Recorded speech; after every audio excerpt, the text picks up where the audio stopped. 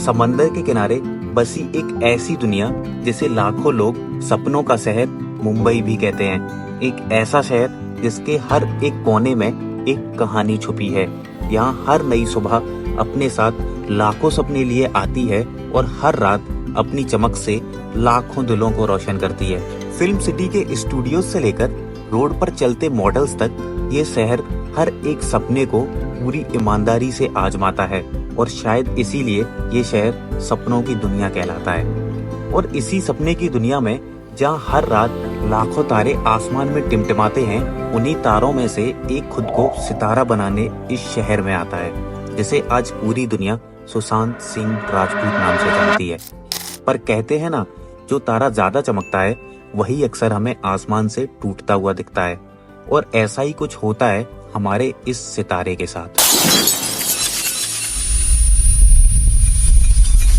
तो फ्रेंड्स, आज हम बात करने जा रहे हैं एक ऐसे सितारे की जिसने बिहार की गलियों से निकलकर मुंबई की चमकती दुनिया में अपनी एक अलग पहचान बनाई। एक ऐसा इंसान जिसने अपनी मेहनत, लगन और जुनून से करोड़ों दिलों को जीता और हमें ये सिखाया कि सपने देखना और उन्हें पूरा करना किसी भी इंसान के बस की बात हो सकती है। सुशांत का जन्म 21 जनवरी 1986 को बिहार के पटना शहर में एक मिडिल क्लास फैमिली में हुआ। सुशांत अपने 5 सिबलिंग्स में से सबसे छोटे थे। सुशांत की 4 बड़ी बहनें थी और वो अकेले लड़के थे, इसलिए उन्हें बचपन से ही बहुत लाड़ और प्यार से पाला गया था।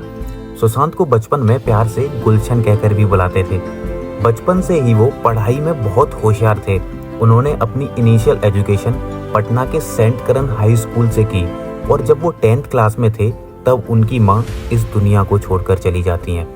माँ की डेथ के बाद सुशांत अपनी फैमिली के साथ दिल्ली शिफ्ट हो जाते हैं और अपनी आगे की एजुकेशन दिल्ली के हंसराज मॉडल स्कूल से पूरी करते हैं।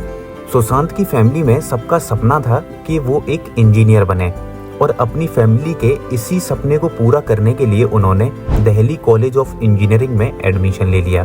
पर शायद किस्मत ने उनके लिए कुछ और ही सोच रखा था। कॉलेज में पढ़ाई के दौरान सुशांत का दिल थिएटर और डांस की तरफ खिंचने लगा और उन्होंने उस टाइम की famous dance academy Shiamak Dawar की डांस एकेडमी ज्वाइन कर ली।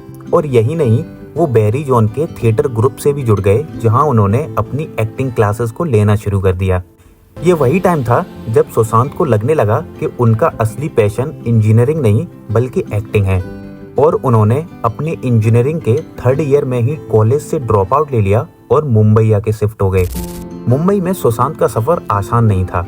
काफी ऑडिशंस, रिजेक्शन और रोजाना के स्ट्रगल के बाद फाइनली 2 साल के बाद सन 2016 में उनकी किस्मत तब चमकी जब पृथ्वी थिएटर में एक प्ले में काम करते हुए उन्हें बालाजी टेलीफिल्म्स ने स्पॉट किया और ऑडिशंस के लिए बुलाया। और सन 2008 में उन्हें स्टार प्लस के सीरियल किस देश में है मेरा दिल में 2nd लीड का रोल मिला। लेकिन उन्हें असली पहचान मिली जीटीवी के फेमस सीरियल पवित्र रिश्ता से। इस शो में उनके किरदार मानव देशमुख को हर घर में सराहा गया। सुशांत की मासूमियत और दमदार एक्टिंग ने पूरे हिंदुस्तान का दिल जीत लिया था। टेलीविजन से मिली कामयाबी के बाद सुशांत के लिए अब बॉलीवुड के दरवाजे भी खुल गए। सन 2013 में आई उनकी पहली फिल्म कायपोची ने बॉक्स ऑफिस पर धमाल मचा दिया।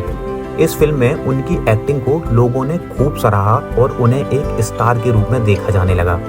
इसके बाद सुशांत ने शुद्ध देसी रोमांस, पीके और डिटेक्टिव बयान बख्शी जैसी फिल्मों में भी अपनी एक्टिंग से सबको हैरान कर दिया।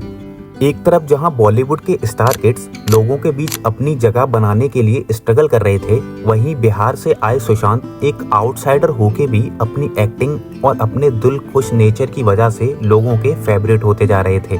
सुशांत सिंह राजपूत के करियर में सबसे बड़ा टर्निंग पॉइंट तब आया जब उन्होंने इंडियन क्रिकेट टीम के कैप्टन महेंद्र सिंह धोनी की biography MS Dhoni the untold story में उनका किरदार निभाया। उन्होंने इस मूवी में धोनी के रोल को इतने बेहतरीन तरीके से निभाया कि उनको हेट करने वाले लोग भी उनकी तारीफ करते नहीं थके। धोनी की सफलता के बाद उन्होंने केदारनाथ, सोनचिड़िया और छिछोरे जैसी फिल्मों में अपनी भूमिका निभाई।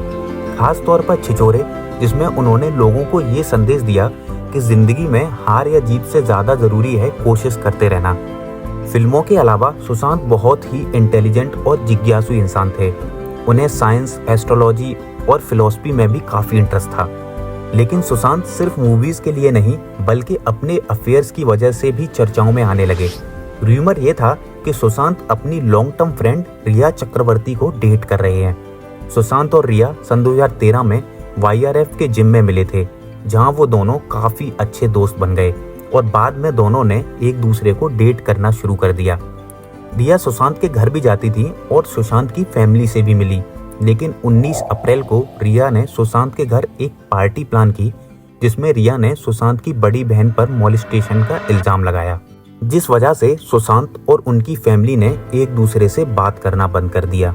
सुशांत और रिया को अब काफी बार एक दूसरे को डेट करते देखा जाने लगा। बाहर से देखने पर उनके बीच सब कुछ नॉर्मल और हैपनिंग लग रहा था, लेकिन सुशांत की लाइफ में और उनके घर के अंदर क्या चल रहा था इसका अंदाजा किसी को भी नहीं था। MS धोनी में सुशांत का एक डायलॉग था,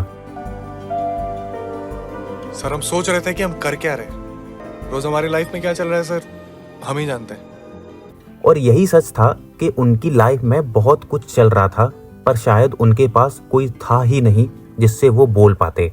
और इसलिए ही 14 जून सन 2020 को सुशांत सिंह राजपूत को मुंबई में अपने फ्लैट पर सीलिंग फैन से लटका पाया गया। लोग शॉक में थे, क्योंकि हमेशा हंसते रहने वाले सुशांत सुसाइड तो नहीं कर सकते थे।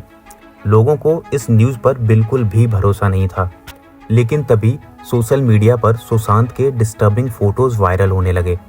पर लोग शायद अभी भी मानने को राजी नहीं थे कि वो सुसाइड भी कर सकते थे। लोगों का कहना था कि इस केस को CBI को ट्रांसफर किया जाए, क्योंकि ये सुसाइड नहीं एक मर्डर है। पर मुंबई पुलिस का कहना था कि सुशांत डिप्रेशन में थे और इन्वेस्टिगेशन के दौरान रिया, संजय लीला भंसाली, आदित्य चोपड़ा, महेश भट्ट, सुशांत के फादर और उनकी सिस्टर ने अपनी स्टेटमेंट रिकॉर्ड की और फिर पोस्टमार्टम के बाद पुलिस ने उनकी डेथ को क्लियर केस ऑफ सुसाइड बता दिया।